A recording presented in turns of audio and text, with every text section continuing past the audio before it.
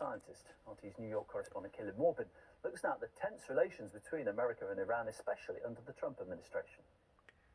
Well, the trajectory of U.S.-Iran relations over the past few years has been quite negative. Things have been moving in quite a bad direction between the two countries. Donald Trump has presided over a situation where the USA and Iran are moving further apart, and prominent Iranians have been killed.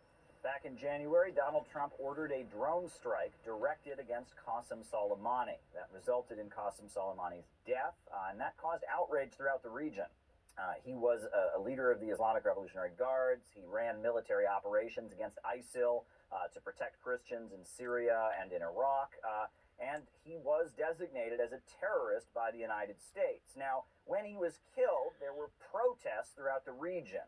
There were protests in the Arab world, in Pakistan, in Yemen, in Turkey. There were also protests in response to that killing by Donald Trump. A huge amount of outrage. Many voices internationally spoke up and felt this was a very unnecessary escalation of tensions between the United States and Iran. And we also recall that prior to that assassination, Donald Trump had withdrawn from the Iran nuclear deal. He pulled out of the JCPOA, and he said it was the worst deal of the century. This is Donald Trump.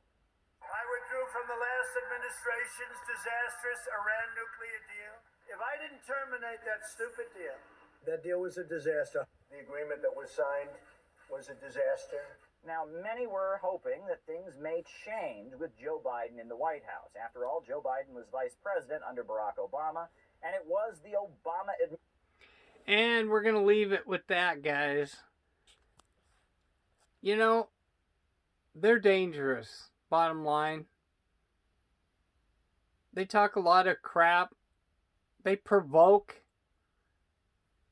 They're involved up to their necks over there in starting a lot of things and killing a lot of people. And the nuclear thing just has got to be kept under control. So I have to say personally, if Israel did, good job, kudos. If we did, even more kudos and good job. But Iran must be kept in check. And like they just said, when they hope with the Biden deal, you can bet your cookies he'll be taking him over plane loads of cash.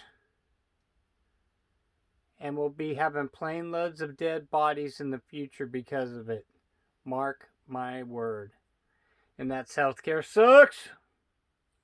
Opinion of the continuing malarkey out of Iran.